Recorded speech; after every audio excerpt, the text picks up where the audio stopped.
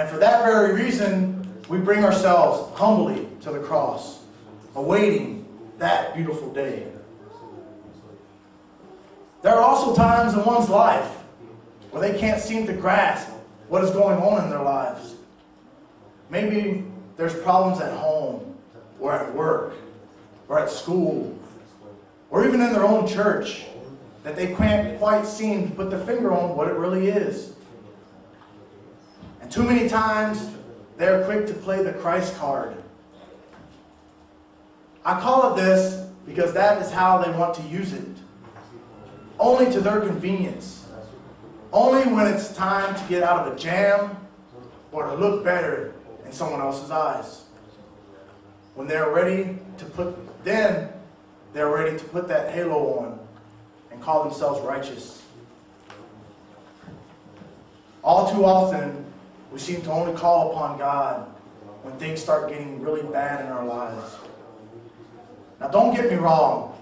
This is when we need God's presence in our lives the most. But my point is that we seem to forget about God when things in our lives start to fall back in place and we start feeling more comfortable in our own surroundings. The next thing we know, we're not reading our Bibles as much, and we start to miss a day of church here, then a day of church there. Then we find ourselves losing that sacred bond of prayer, and we don't call upon His holy name as often as we should. Then when the problems come thundering in, all of a sudden, it's back to the drawing board, trying to pick up where we left off. Brother or sister, don't hide behind that cross that Jesus gave us His life on, to try and hold on to the one that you have, but rather come humbly before the cross and receive the glorious gift that He so very much wants us to have. In the story of the prodigal son, the father was quick to give his son what he wanted. But when everything had run out and he finally came to his senses, where did the prodigal son turn to? Back to his father, who was looking for him, waiting for him to turn back to him so he could give him what he really wanted to give him. His best robe, the ring on his finger, and the sandals on his feet.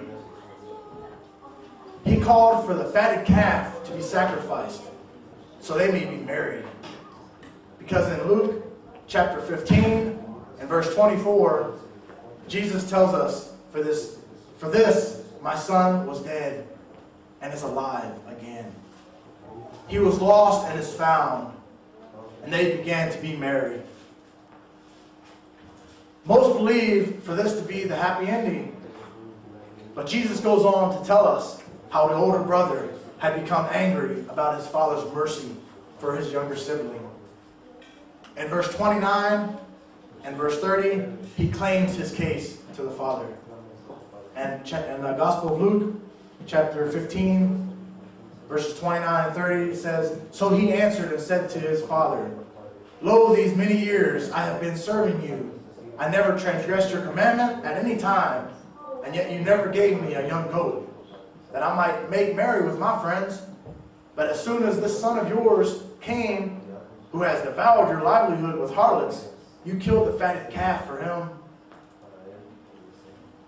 He's saying here, well, you have never done anything like that for me, and I've always been serving you and doing what I've told. But the father reassures the elder son in verse 31 about his love for him. He says in verse 31, "And he said to him, Son, you are always with me, and all that I have is yours." All that I have is yours. Not only this, but why they must receive the one who was lost, no matter where they're coming from. From verse 32 of chapter 15 of the Gospel of Luke, it says, "It was right that we should make merry and be glad, for your brother was dead and is alive again, and was lost and is found." Brother and sister, please, if we can get anything out of this parable, It's not to turn those away who are willing to help themselves. Once they realize that they have been dead and lost, they need a loving family who they can turn to, because the Father will always be with those who are with Him. But we must rejoice when one turns from his or her sin and bring them back in, because the Father is always looking for that lost and dead soul to turn back to Him. Some might say, well, they got themselves in that mess. I'm doing what I'm supposed to do, so why should I bother to lift a finger to help somebody who seems to keep making the same mistakes? It's for this same reason, because even though we have our own faults, God is always with us, ready to help us understand where we are wrong. Take this moment to look back on the ones who you may have affected by your ministry. Are you bringing in more souls to be saved by the blood of Christ? Or have you been too caught up in your own salvation that you forget about those who really need your help and encouragement? Or, even worse, have you been pushing those away who are looking for the mercy that God gives to those who are lost?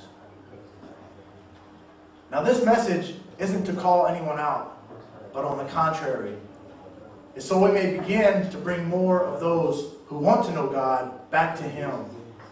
We need to open our hearts and our minds to those who are less fortunate.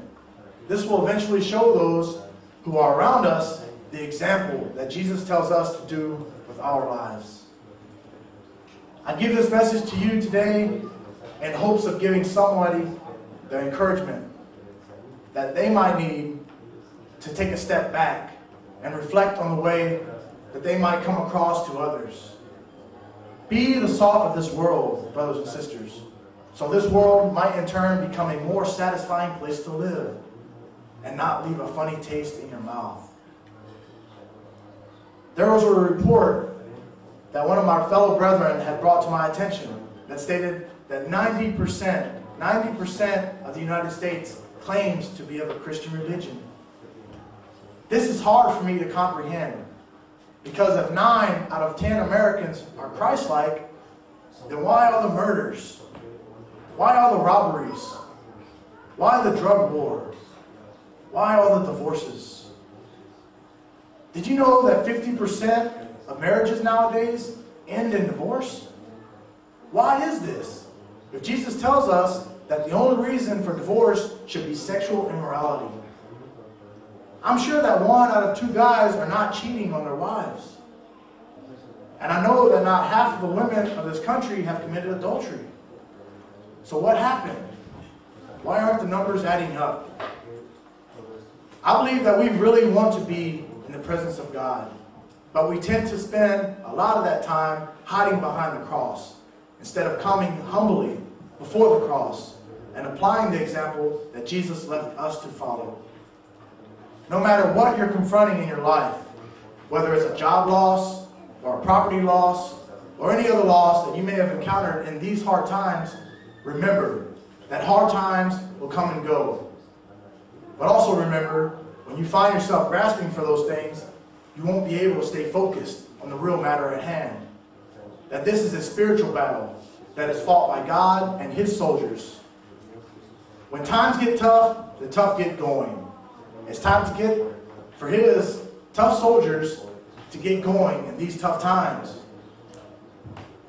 Put yourself in a church who is Bible-based. Continue to seek God first and His righteousness, and all these things shall be added unto you. Let's get out there and show this world who we really are and who we represent. The Lord God Almighty. God bless you, brothers and sisters.